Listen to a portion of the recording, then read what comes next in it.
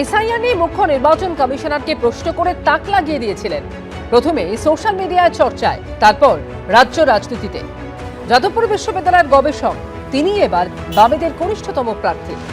এবারের ভোটে বালিগঞ্জ থেকে আফরিন বেগমকে প্রার্থী করেছে সিপিএম।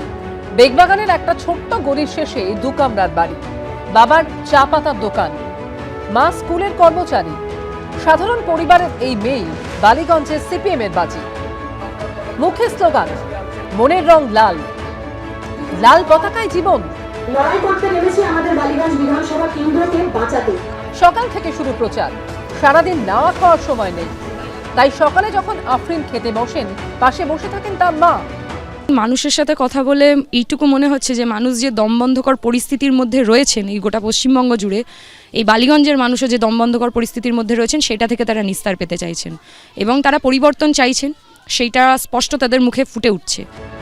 জীবনের লড়াই লড়ছেন ছোট বয়স থেকে। রাজনীতির লড়াইও কঠিন। কঠিন সময় দলের সৈনিক। বড় বড় হেভিওয়েট প্রার্থীদের মতো হুটখোলা জিপ বা গাড়ি সবসময় জোটে না। তখন আফরিন প্রচার করেন অটোয় চেপে। প্রচারে পাশে পেয়েছেন এই কেন্দ্রের সিপিএম এর শেষ বিধায়ক রবীন দেবকে। পৌঁছে যাচ্ছেন বালিগঞ্জের অট্টালিকা থেকে বস্তির সব জায়গায়। এভাবেই বাড়ি বাড়িতে ঘুরে বেড়াচ্ছে এখানকার সিপিআইএম এর প্রার্থী আফরিন। কখনো কোনো বাড়ির দাওয়ায় বসে একটুখানি কথাবার্তা, কখনো আবার বহুতল বাড়িতে নিচ থেকে ভোট প্রার্থনা। বালিগঞ্জে আফরিনকে লড়তে হবে তৃণমূলের হেভিওয়েট প্রার্থী ও বর্ষিয়ার নেতা শোভনদেব চট্টোপাধ্যায়ের সঙ্গে।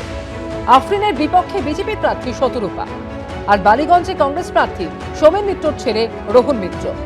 2021 সালের বিধানসভা ভোটে এই কেন্দ্রে জয়ী হয়েছিলেন তৃণমূলের সুব্রত মুখোপাধ্যায়।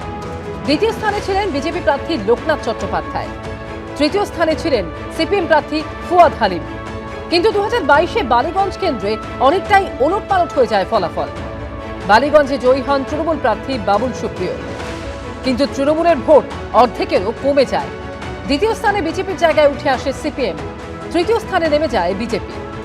এখানে প্রচুর মানুষ ভালোবাসা শুভেচ্ছা জানাচ্ছেন এবং বালিগঞ্জে লড়ে যাওয়ার জন্য, গোটা পশ্চিমবঙ্গকে বাঁচানোর জন্য তারা সঙ্গে নেমে লড়াই করবেন বলছেন।